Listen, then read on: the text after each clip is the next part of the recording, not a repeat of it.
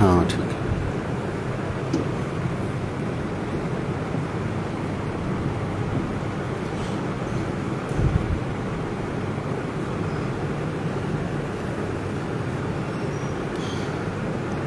السلام علیکم ورحمۃ اللہ وبرکاتہ۔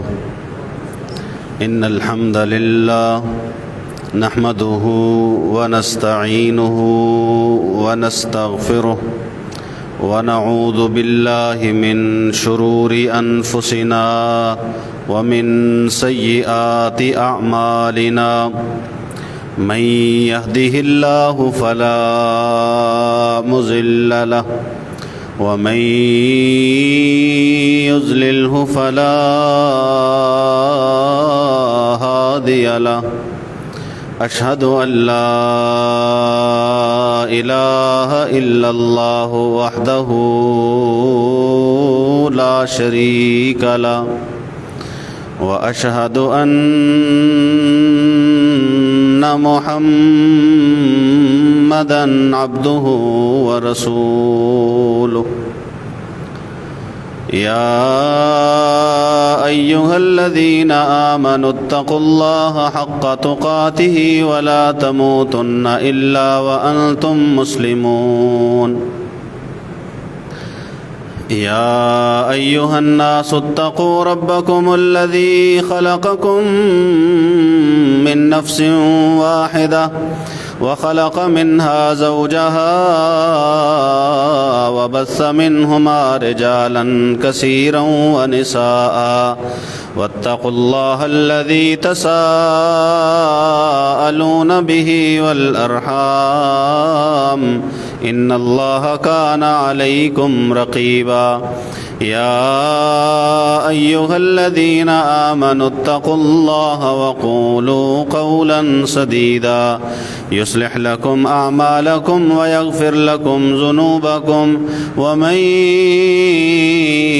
يطع الله ورسوله فقد فاز فوزا عظيما أما بعد فإن خير الحديث كتاب الله وخير الهدي هدي محمد صلى الله عليه وسلم شر الأمور محدثاتها وكل محدثة بدعة وكل بدعة ضلالة وكل ضلالة في النار إن الله وملائكته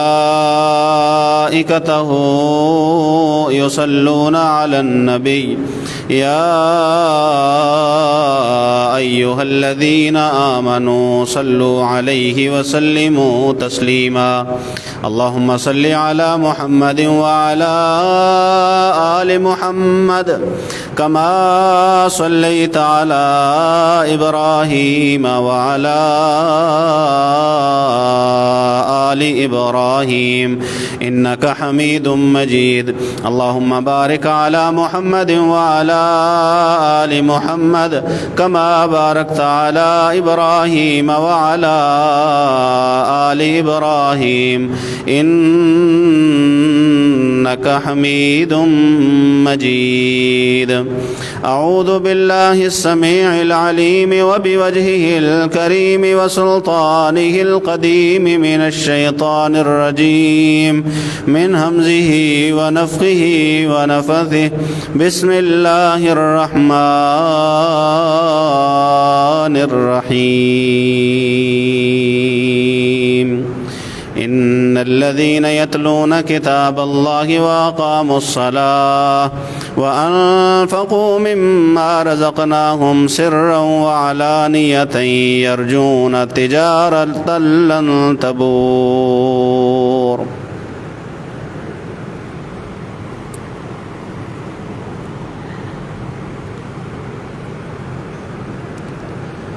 رمضان المبارک میں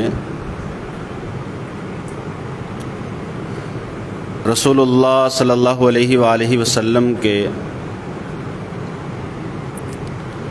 جو بہت سے معمولات تھے، ان میں سے رسول اللہ صلی اللہ علیہ وسلم کا ایک معمول وہ مال خرچ کرنا تھا۔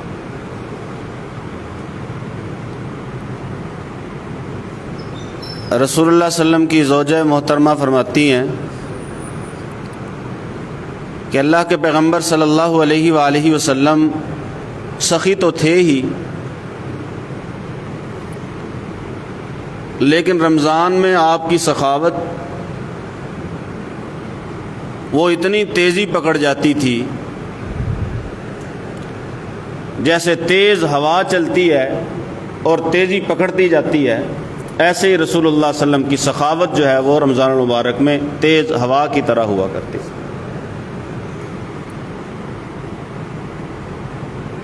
روایت کے الفاظ ہیں کہ چلنے والی تیز ہوا سے بھی زیادہ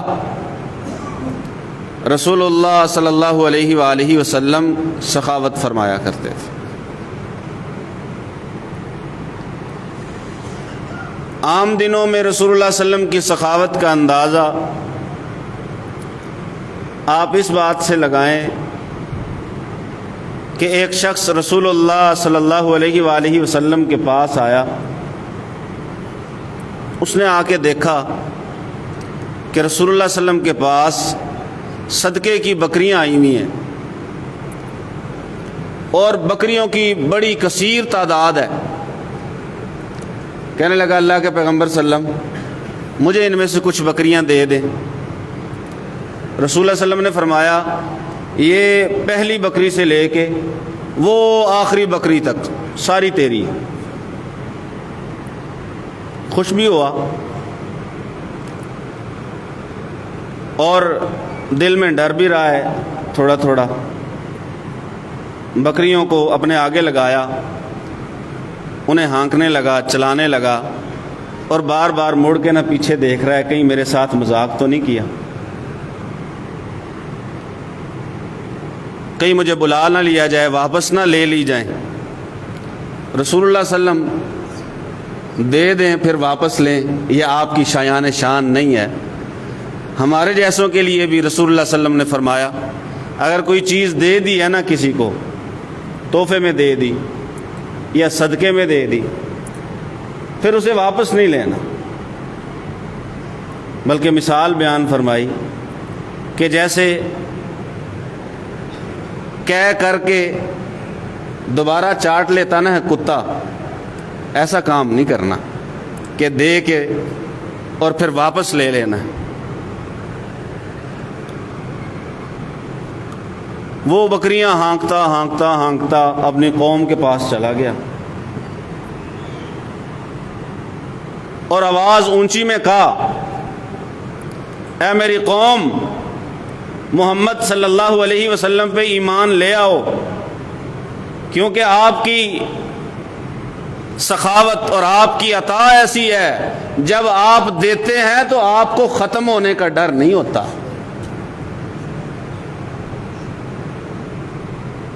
مسجد نبوی میں سامان اور غلے کے ڈھیر لگے، بڑے بڑے ڈھیر۔ رسول اللہ صلی اللہ علیہ وسلم کے پاس لوگ آتے ہیں، دیے جا رہے ہیں، دیے جا رہے ہیں، دیے جا رہے ہیں، سارے ختم ہو گئے، ایک ہار بچا اور کہا کہ یہ میں اپنے گھر کے لیے رکھ لیتا ہوں، اسے بیچ کے میرے گھر کی ضروریات پوری ہوں گی۔ رسول اللہ صلی اللہ علیہ وسلم کے گھر کی بھی ضروریات تھیں۔ آپ صلی اللہ علیہ وآلہ وسلم کے گھر زیادہ تر تو رسول اللہ صلی اللہ علیہ وسلم ترغیب یہی دیا کرتے کہ صدقہ کیا کرو، دیا کرو، لوگوں کو، ضرورت مندوں کو دیا کرو۔ کئی بار کوئی لینے کے لیے آتا تو رسول اللہ صلی اللہ علیہ وسلم کے 9 گھروں میں اسے دینے کے لیے کوئی چیز نہیں ملا کرتی، پاس کچھ نہیں، سخی کتنے ہیں؟ گھر کی ضروریات کے لیے۔ ایک شخص آیا، کہنے لگا یہ مجھے دے دی، اسے دے دی۔ چادریں جو بچھی ہوئی تھیں اٹھائیں، جھاڑی، گھر چلے گئے۔ رسول اللہ صلی اللہ علیہ وسلم کی بیوی پوچھتی ہیں آج تو آپ کے گھروں کے لیے بھی کچھ نہ کچھ ہوگا، کیونکہ آج تو ایسا دن تھا۔ کہ اتنا دیا گیا ہے کہ مدینے کا کوئی گھر ایسا رہے گا نہیں جس میں چولہا نہ جلے. آج اتنا دیا گیا ہے، آج تو آپ کے گھر کے لیے بھی کچھ ہوگا. رسول اللہ صلی اللہ علیہ وآلہ وسلم نے فرمایا، لوگ میرے پاس آئے، لوگوں نے مجھے دینے کے لیے کہا، اور یہ محمد ہیں صلی اللہ علیہ وآلہ وسلم جنہوں نے آنے والوں کو نہ نہیں کی، خالی واپس نہیں لوٹایا، خالی واپس نہیں لوٹایا. گھر کے لیے کیا ہے؟ کہا وہی پانی اور کھجوریں. حضرت عائشہ فرماتی ہیں 2 مہینے چولہا نہیں جلا کرتا تھا، پانی اور کھجوروں پہ گزارا. سخی کتنے ہیں؟ ام سلمہ رضی اللہ تعالیٰ عنہ فرماتی ہیں کہ ہمارے گھر گوشت آیا تو رسول اللہ صلی اللہ علیہ وسلم کے لیے میں نے بچا کے رکھ لیا بکری کا وہ حصہ جسے رسول اللہ صلی اللہ علیہ وسلم پسند فرمایا کرتے. رسول اللہ صلی اللہ علیہ وسلم دستی کا گوشت جو ہے نا اسے پسند فرمایا کرتے، اسے بھون لیا کرتے تھے اور اسے ہڈی سے اتارا کرتے تھے، اپنے دانتوں کے ساتھ دانتوں سے کاٹ کے کھایا کرتے تھے. تو وہ حصہ تھا رسول اللہ صلی اللہ علیہ وسلم کو محبوب تھا، وہ حصہ تو رکھ لیا. کہتی ہیں کہ کوئی سوال کرنے والا آ گیا، سوال کرنے والا آ گیا تو میں نے اسے اچھے طریقے سے واپس بھیج دی، چونکہ گوشت رسول اللہ صلی اللہ علیہ وسلم کے لیے بچا کے رکھا تھا. جیسے ہی رسول اللہ صلی اللہ علیہ وسلم تشریف لائے، گوشت جب وہاں سے نکالا تو اس گوشت کی ایسی حالت ہو چکی تھی جیسے پتھر ہوتا ہے، سخت، کھانے کے قابل ہی نہیں. آئیں رسول اللہ صلی اللہ علیہ وسلم کو ساری بات بتائی کہ یہ واقعہ ہوا ہے اور گوشت کے ساتھ یہ ہوا ہے. رسول اللہ صلی اللہ علیہ وسلم نے فرمایا یہ اسی لیے ہوا ہے کیونکہ ایک ضرورت مند آیا تھا سوال کرنے کے لیے، مانگنے کے لیے، اسے ضرورت تھی، تو نے اس سے بچا لیا اور یہ تیرے کام کا بھی نہیں رہا. اور اپنے گھر والوں کو، صحابہ کو خرچ کرنے کی ترغیب دیتے تو اس کا بھی بڑا اچھا انداز. گھر تشریف لائے، پوچھنے لگے ہاں جی بکری کا گوشت آیا تھا، بکری آئی تھی پوری، تو اس میں سے کچھ ہے یا نہیں؟ جواب دیا گیا سارا دے دیا ہے، بس صرف ایک حصہ بچا ہے، وہی کندھے کا، شانے کا، دستی کا گوشت جو ہے وہ بچا ہے، وہ رسول اللہ صلی اللہ علیہ وسلم کے لیے رکھا جاتا تھا. باقی سارا گیا، وہ بچا. رسول اللہ صلی اللہ علیہ وسلم نے فرمایا نہیں نہیں، یہ گیا باقی سارا بچ گیا، کیونکہ جو دے دیا اللہ کی راہ میں، او آتا فقتنا، دیا ذخیرہ کر لیا، دیا اللہ کے ہاں اسے خزانہ بنا لیا، دیا اپنی آخرت کا فائدہ بنا لیا، دیا جہنم سے حجاب بنا لیا، جہنم سے رکاوٹ بنا لیا، دیا اللہ وحدہ لا شریک کے عرش کے سائے میں جگہ پانے کا سبب بنا لیا. جو گیا ہے نا وہ گیا نہیں، وہ بچا ہے. تو یوں کہو کہ کندھے کے علاوہ باقی سارا کچھ بچ گیا. یہ نہ کو، یہ ترغیب تھی، یہ انداز تھا سمجھانے کا، بات کرنے کا انداز یہ تھا. سخاوت کتنی ہے اور حالات کیا ہیں. گھر آتے ہیں، ہے کچھ کھانے کے لیے، کچھ کھانے کے لیے نہیں ہے. کہا چلو صبح تو نیت نہیں کی تھی لیکن اب میرا روزہ ہے. حالات یہ ہیں. اور اللہ نے دل کیسا کمال دے رکھا ہے، کیسا کمال دل دے رکھا ہے. آپ صلی اللہ علیہ وآلہ وسلم کے بارے میں کہا جاتا کہ اگر اللہ احد پہاڑ کے برابر سونا دے دیں 3 دن سے زیادہ محمد کے پاس نہیں رہے گا. 3 دن سے زیادہ. اصحاب صفہ میں سے ایک، صفہ میں وہ لوگ رہتے تھے جو اپنے آپ کو رسول اللہ صلی اللہ علیہ وسلم کی حدیث کے لیے، دین کے لیے وقف کیے ہوئے تھے، وہیں مسجد نبوی میں رہتے، ادھر ہی سوتے، ادھر ہی کھاتے پیتے، ادھر ہی رہتے، لوگ ان کے لیے پھل وغیرہ لاتے، کھانا لاتے، انہیں دے دیا کرتے تھے۔ ان کی ایک ہی لالچ تھی، بس اللہ کے پیغمبر صلی اللہ علیہ وسلم کی باتیں سنیں، جو رسول اللہ صلی اللہ علیہ وسلم بیان کریں وہ ہم سے رہ نہ جائے۔ حضرت ابو ہریرہ رضی اللہ تعالیٰ عنہ کئی بار کچھ نہ ملنے کی وجہ سے بے ہوش ہوئے ہیں، لیکن کھانے کے لیے گھر نہیں گئے کہ میں گیا تو کہیں رسول اللہ صلی اللہ علیہ وسلم کچھ فرمائیں اور مجھ سے رہ جائے۔ ان اصحاب صفہ میں سے ایک فوت ہو گیا، اس کے سامان میں سے 3 درہم نکلے۔ 3 درہم کتنا کمال ہے؟ 3 درہموں کی حیثیت کیا ہے؟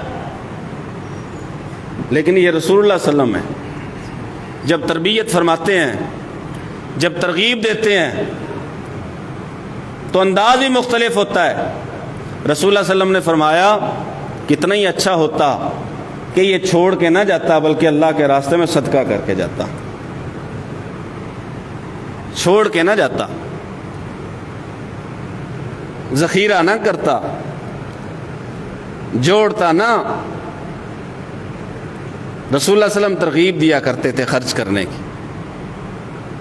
اور قرآن مجید جگہ جگہ، قرآن مجید میں اللہ کی راہ میں خرچ کرنے کے حوالے سے ایسی ایسی نایاب آیتیں ہیں، اور بلکہ اگر آپ غور کریں نا، قرآن مجید کی چند صورتیں ہی ایسی نکلیں گی کہ جن میں دینے کے بارے میں، خرچ کرنے کے بارے میں بات نہ کی گئی ہو۔ چھوٹی چھوٹی صورتوں میں بھی اللہ وحدہ لا شریک نے دینے کی، نوازنے کی، اپنا مال خرچ کرنے کی، کیونکہ یہ دین انفاق ہے۔ اس کی ساری معیشت کا انحصار جو ہے وہ انفاق پہ ہے، کسب پہ نہیں، کمائی پہ انحصار نہیں ہے، انفاق پہ ہے انحصار، خرچ کرنے پہ ترغیب خرچ کرنے کی دی گئی۔ اللہ وحدہ لا شریک فرماتے ہیں، یہ سورہ منافقون کے آخر میں آیتیں ہیں، اللہ وحدہ لا شریک فرماتے ہیں اے ایمان والو، اللہ کے ذکر سے تمہارا مال اور تمہاری اولاد تمہیں غافل نہ کر دے۔ پہلے منافقین کا ذکر ہوا کہ وہ ایسے ایسے کرتے ہیں، وہ کہتے ہیں لا تنفقوا علی من عند رسول اللہ، جو اللہ کے رسول کے پاس لوگ ہیں، جو اللہ کے رسول کے ساتھ لوگ ہیں، ان پہ خرچ نہیں کرنا، انہیں نہیں دینا۔ اللہ فرماتے ہیں ان کو کیا پتہ ہے وَلِلَّهِ خَزَائِنُ السَّمَاوَاتِ وَالْأَرْضِ، اللہ آسمان و زمین کے خزانوں کا مالک ہے۔ اگر کوئی کسی کا بند کر دے، بند کر سکتا ہے۔ شکر ہے یہ اللہ نے اپنے ہاتھ میں رکھا ہے۔ وہ ایک شعر بھی ہے، مقام شکر ہے صوفی، خدا کے ہاتھ ہے روزی، یہ حق بھی اگر بندوں کو دیا ہوتا تو کیا ہوتا، بندوں کے ہاتھ میں دیا ہوتا۔ بخل کے مارے ہوئے لوگ، کینے سے اندر سے بھرے ہوئے لوگ، دلوں کے میلے لوگ، ذہنوں کے خراب لوگ، طبیعتوں کے پراگندہ لوگ، ان کے ہاتھ میں کچھ دیا ہوتا۔ ایسے لوگ جو اگر موٹر سائیکل پہ جا رہے ہیں، کسی راہ چلتے کی پرواہ ہی نہ کریں کہ یہ پیدل جا رہا ہے، مجھے اشارہ بھی کر رہا ہے، مجھے روک رہا ہے، اسے اٹھاتے نہیں ہیں۔ حالت بخل یہ ہے، انسانوں کے ہاتھ میں آئے تو کام خراب ہی اللہ نے اپنے ہاتھ میں رکھا ہے۔ کیا پتہ ہے کہ یہ تو اللہ کے ہاتھ میں ہے، تم اگر روک لو گے تو کیا خیال ہے، تمہارا فائدہ ہوگا؟ نہیں، تمہارا نقصان ہوگا۔ امام زابی نے ایک واقعہ لکھا ہے، کہنے لگے ایک خاتون، اس کا شوہر کہیں باہر کام کرنے کے لیے گیا، تاجر تھا اور اچھے خاصے مالدار تھے، باہر کام کرنے کے لیے گیا، اس کی وہاں پہ وفات ہو گئی۔ اب جو گھر میں مال تھا وہ کچھ دن گزرنے کے بعد ختم ہو گیا۔ خاتون ایک غیر مسلم ملک میں تھی، اس نے جا کے ڈھونڈا ایک عالم کو کہ اس کے پاس جا کے میں اپنی مجبوری بے کسی بیان کروں کہ وہ میرے لیے کہیں سے اپنے رابطے کو استعمال کر کے کسی چیز کا بندوبست کرے، میرے بچوں کے لیے بندوبست کرے۔ تو وہ آئی، اپنا حال سنایا، اور اس نے کہا میں مسلمان ہوں۔ اب یہ بندہ کہتا ہے کہ تو اپنے مسلمان ہونے کا مجھے کوئی ثبوت تو دے۔ عورت شرمسار ہوئی کہ میں نے اپنا سوال سامنے رکھا ہے، یہ مجھ سے اسلام کا ثبوت مانگ رہا ہے۔ خیر وہ وہاں سے چلی گئی اور ایک مجوسی کے پاس اسے جا کے اپنی کہانی سنائی۔ وہ بڑا نرم دل تھا۔ اس نے کہا ٹھیک ہے، میرے گھر آ جاؤ، کھانا وغیرہ بھی ہے، سب کچھ ہے، آپ کو دوں گا بھی۔ اب جب وہ اس کے گھر گئی تو اس نے اس سے بات کی، کہنے لگی اللہ کے بندے تو بڑا نرم دل ہے، تیرا اللہ نے نرم دل بڑا نرم بنایا، میں نے اللہ کے نام پہ تجھ سے مانگا ہے، تو مسلمان بھی نہیں ہے، مجوسی ہے، آتش پرست ہے، تیرا دل اللہ نے بڑا نرم بنایا، اس اللہ پہ ایمان کیوں نہیں لے آتا؟ وہ بندہ مسلمان ہو گیا۔ امام ذہبی لکھتے ہیں اب عالم کو رات کو خواب آتا ہے، خواب میں رسول اللہ صلی اللہ علیہ وسلم نظر آتے ہیں، رسول اللہ صلی اللہ علیہ وسلم اسے کہہ رہے ہیں یہ میرے ہاتھ میں چابی ہے اور یہ جنت کے محل کی چابی ہے، اور میں اپنی امت میں سے کسی موحد کو، کسی عالم کو یہ دوں گا۔ بندہ کہنے لگا میں آپ کی امت کا، میں موحد ہوں، میں عالم ہوں، میں آپ کی امت کا ہوں، مجھے چابی دیجئے۔ کہنے لگا کہ مجھے رسول اللہ صلی اللہ علیہ وسلم نے پوچھا اپنے ایمان کا ثبوت دو، اپنی توحید کا ثبوت دو، اپنے علم کا ثبوت دو۔ پریشان ہوا، بات ذہن میں آ گئی کہ میں نے یہ بات کی ہوئی تھی۔ آنکھ کھلی رات کو، صبح اس خاتون کو ڈھونڈنا شروع کیا، ڈھونڈتے ڈھونڈتے اس مجوسی کے پاس پہنچا، وہ جو مسلمان ہو چکا تھا۔ کہنے لگا یہ جو خاتون اور اس کے بچے آپ کے پاس آئے ہیں، میں ساری زندگی ان کی کفالت کروں گا۔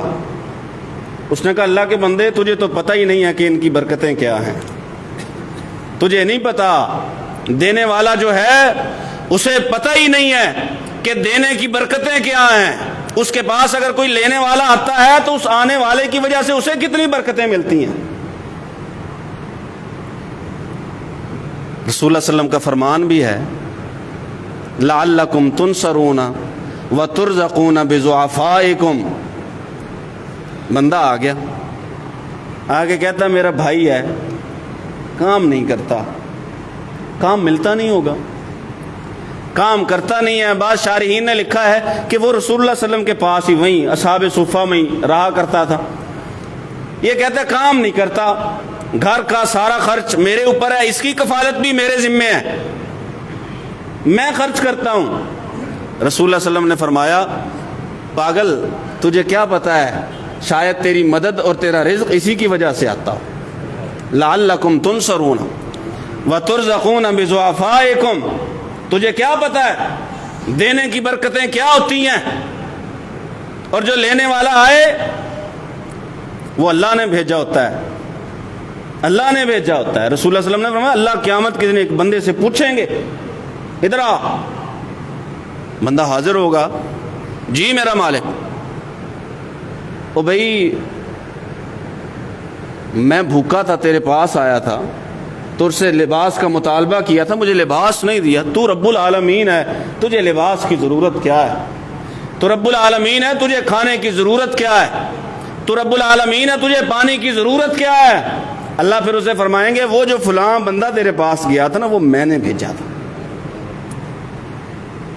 اسی لیے قرآن کہتا ہے اما السائل فلا تنہر، سائل کو جھڑکنا نہیں ہے، دھتکارنا نہیں ہے، یہ ہماری روز مرہ کی عادت بن چکی ہے، سائلین کو دھتکارنا، انہیں جھڑکنا نہ۔ سوال کرنے والا ہے جواب دینا اچھے طریقے سے، طریقہ بھی رسول اللہ صلی اللہ علیہ وسلم نے سکھا دیا۔ مانگنے والا آتا، کچھ ہوتا تو دے دیتے، کچھ نہ ہوتا تو پتہ کیا کہتے، اللہ تجھے بھی غنی کرے، اللہ مجھے بھی غنی کرے۔ لوٹانے کا طریقہ ہے، واپس کرنے کا طریقہ ہے۔ کہا میرے پاس آ گیا اور کہتا ہے ساری زندگی ان کی کفالت کروں گا، تجھے کیا پتا ہے ان کی برکتیں کیا ہیں؟ کہنے لگا کیا برکتیں ہیں؟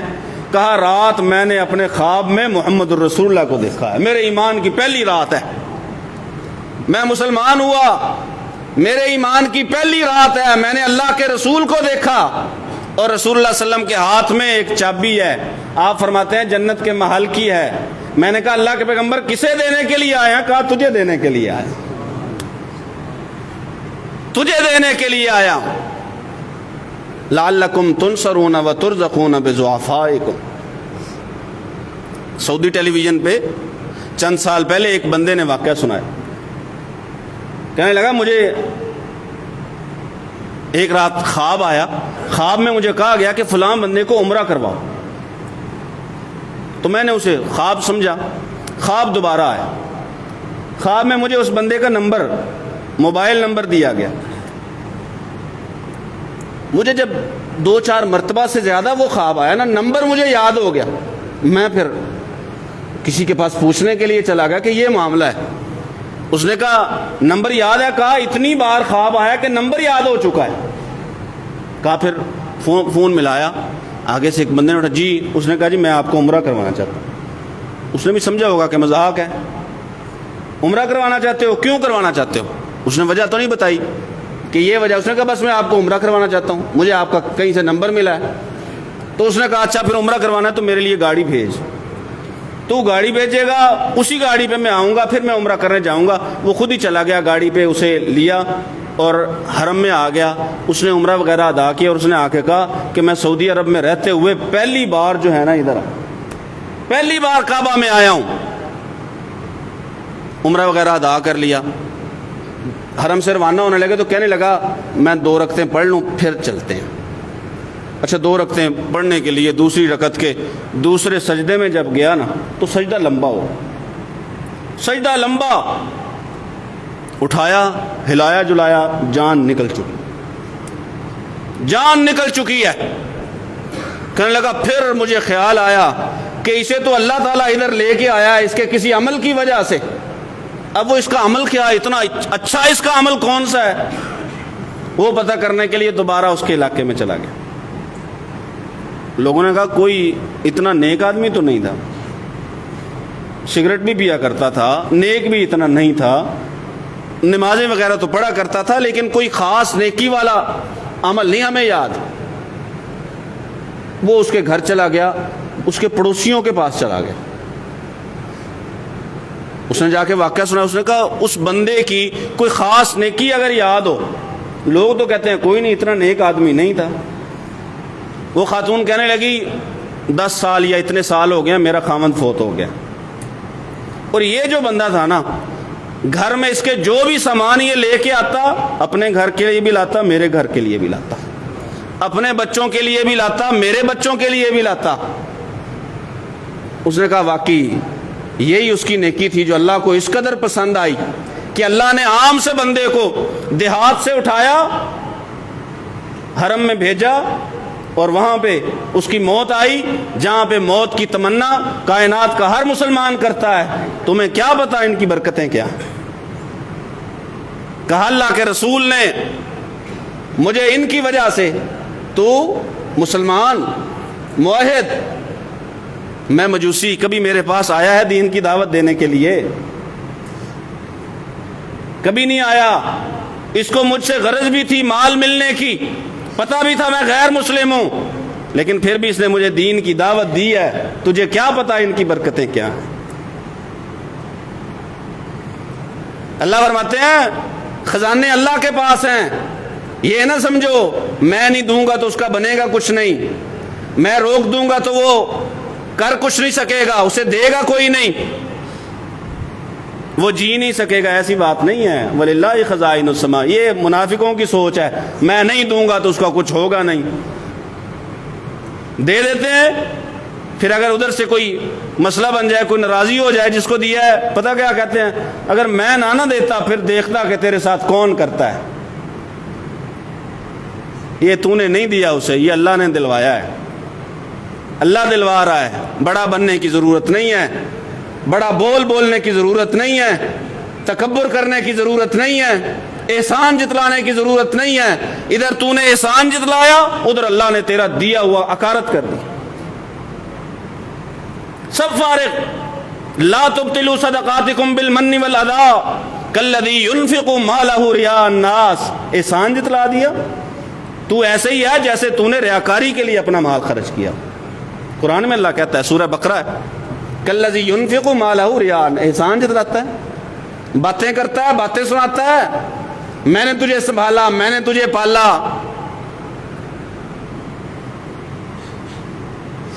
یہ باتیں چھوڑ دو، نہ کیا کرو، خرچ کیا کرو ایسے دایاں خرچ کرے، ادھر والے کو پتہ ہی نہ ہو کہ کیا دیا ہے، کتنا دیا ہے۔ رسول اللہ صلی اللہ علیہ وسلم نے فرمایا ہے ایسا بندہ،